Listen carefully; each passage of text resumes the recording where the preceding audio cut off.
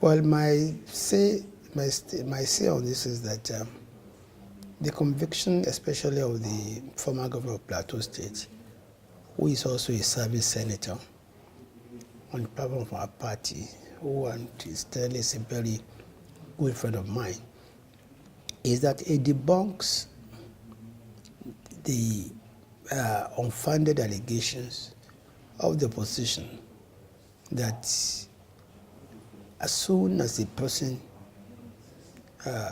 politician crosses over to APC, his sins are forgiven, he's no longer prosecuted, and that APC had become a safe haven for corrupt politicians. I think the conviction of especially the former governor of Plateau State has put a lie to that allegation, which is that in other words, we do not interfere with how people are prosecuted, neither do we interfere with the judiciary, and that being a member of OPC is not an immunity against prosecution for corrupt practices. Now, I think many people fail to be able to deconstruct President Obasanjo. I don't think President Obasanjo himself believes that anybody is investigating him at all. I think when he made that statement, it was just to cleverly divert attention from the ground-shaking proclamation of Mr. President declaring June 12 Democracy Day and honoring MK Abiola and Ghanify me posthumously, and also honoring the running mate to Abiola. The truth of the matter is that, you see, by that single master stroke, the president had written his name in gold. One, as a statesman. Two, as a man with intrinsic democratic credentials. And I think all that President Obasanjo tried to do by his allegation that he was being persecuted, he would be jailed, I think was just to distract.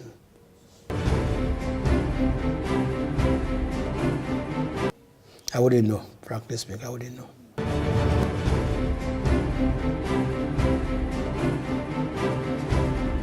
And frankly speaking, I think each case will be treated on its merit.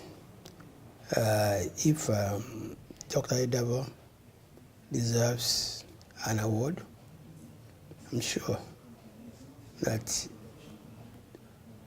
she will be given. But there are criteria for awards, and that those criteria must be met. I don't even know what the criteria is. No, I don't know what the criteria, what they are. But I think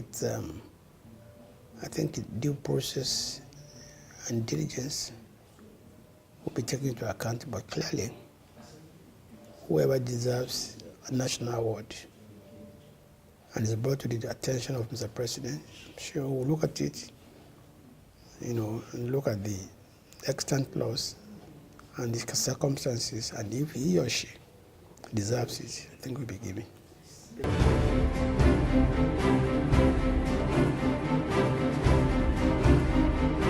Now, you see, anybody who has been a very close observer of this government would realize that this is a government that has remained focused all through its 3 years in office. And yes, we've wrong-footed some people by certain actions we've taken, because they never thought about them. For 16 years, the PDP danced on the grip of MK Abiola, failed to recognize June 12 for what it was, And when President Buhari decided to take action and recognize, posthumously MK Abiola, the naysayers went to the social media and the media to say that, it was being done for politics. Our response is very clear. Why didn't they do it for politics in their own time? The not too young to run bill was brought, Mr. President, after it had been passed by the National Assembly. So you can't come and say it was an emergency action on the part of Mr. President. And he assented to it because he believed in it. Now, I think the problem of the opposition is that they've so badly underrated this administration. The administration continues to surprise them every day. The achievements of administration, in my view, is not just limited to, this recent proclamation or signing of, some bills or even the jailing of some past governors. I think when you look at this administration, it has very steadily and in a very focused manner addressed the major issues that have been militating against development in Nigeria. For instance, this administration is the only government that has focused seriously on intangibles, such as the ease of doing business. Before we came in, Nigeria ranked number 169 in the World Bank ranking of ease of doing business. And within a year and a half, we embarked on certain reforms. We were able not just to jump 24 steps from 169 to 145, but we were actually declared as one of the 10 reforming economies in the world. That's what is very important.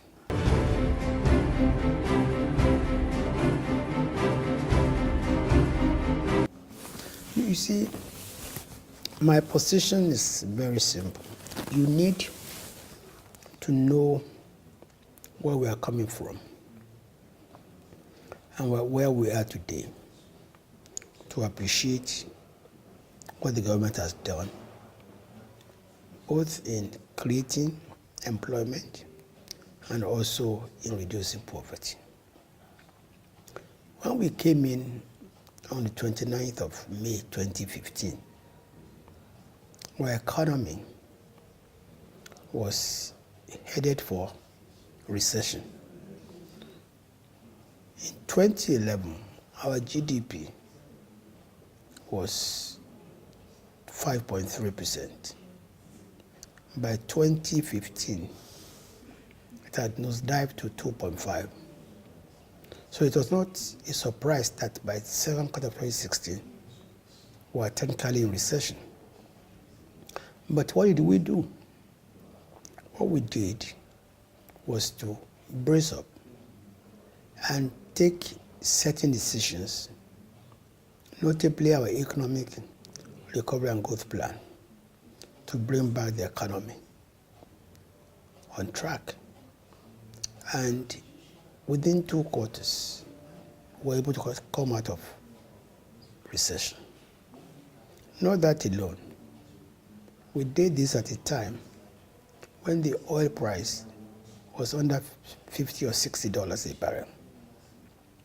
Because part of the major focus of our economic recovery and growth plan is to ensure that we diversify the economy. So it was the economic diversification led by agriculture, mines, creative industry, gas, electricity, that led us out of recession. Now, it's also important to know that when we came in 2015, the reserves, our foreign reserve was $23.6 billion. Today, we have about $47 billion in reserve. Now, certain decisions we made has actually increased the international investing community confidence in Nigeria. And this last quarter, we were able to attract over $6 billion worth of foreign investment. Now, you ask, how does it translate? You see, I have absolute confidence in the MBS, figures.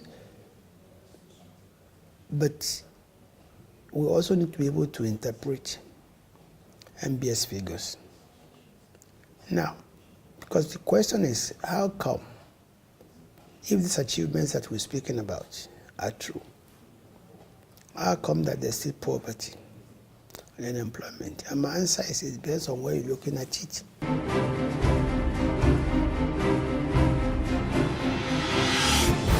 I think it doesn't work out that way. You see, number one, when you come out of a recession, if you have been a recession, you come out of a recession, there's a lag period of about 10 to 12 months, during which you may not be able to feel the retail effect of coming out of recession. See, when you come out of recession, it does not mean that every factory, every industry will completely recover, no. But what we are proud to say is that all the indices are positive. Inflation has come down from 18.2 or 13.6% to 11.2 for the 16th consecutive month. We've created more than 6 million jobs in the agricultural sector alone. And these are not my figures. These are the figures of the Nigerian Rice Growers Association. In 2015, they had 5 million members. Today, they have over 11.2 million members. Now, for us, those are jobs also. Now, we employed 200,000 unemployed graduates in 2016 under our Empower program. Now, we have embarked on what we called, a social investment program, through which we feed every day over 8 million pupils in Nigeria. If that's not poverty reduction, I don't know what is poverty reduction.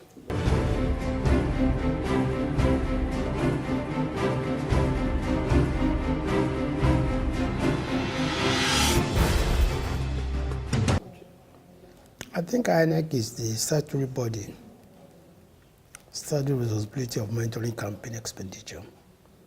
But one thing I can assure you is that for us, 2019 election probably be the least expensive for us because we have performed, we have delivered. Just talking to you now that we feed 8.2 million people every day, 1 free meal a day. They have parents. I just told you what we've done in the area of infrastructure. I just told you, I was about to tell you what we have achieved in the area of insecurity, tackling insecurity. When we came in 2015, 20 out of 27 local governments in Borno State alone was under the influence of Boko Haram, under the operation of Boko Haram. Today, not one single local government that I noticed.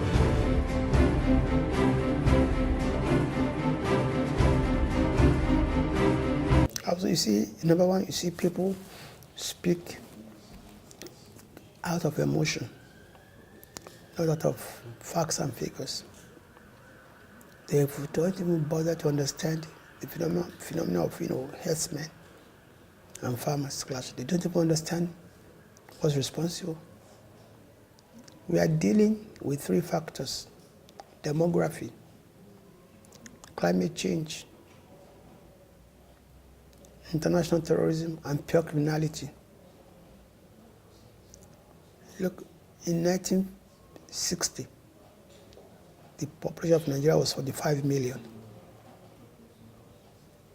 Today is 190 million. What that means is that the same land, the same water, the same grass, available for both man and animal.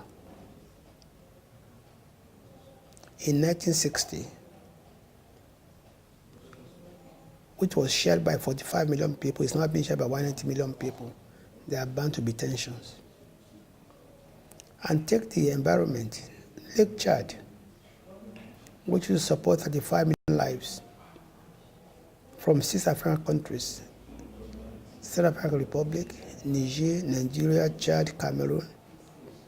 The Republic has lost 90% of its surface water, from 25,000 square kilometers to 2,005 square kilometers.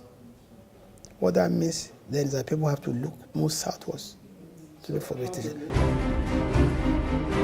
You see, people, like I said, people speak out of emotion, and they've tried to introduce religion and ethnicity into a matter which is purely demographic, environmental, and at times pure criminality. In the short term, Nigeria deployed its forces, police, Air Force, Army, to the trouble spots. But the long term, we must embrace technology. Herdsmen must adopt ranching. Farmers must adopt best practices. What's happening in Nigeria is not unique. Pastoralists and farmers are always having this problem. But I'll just give it to round up, I'll just give 2 instances to convince you that what's happening has nothing to do with religion and ethnicity.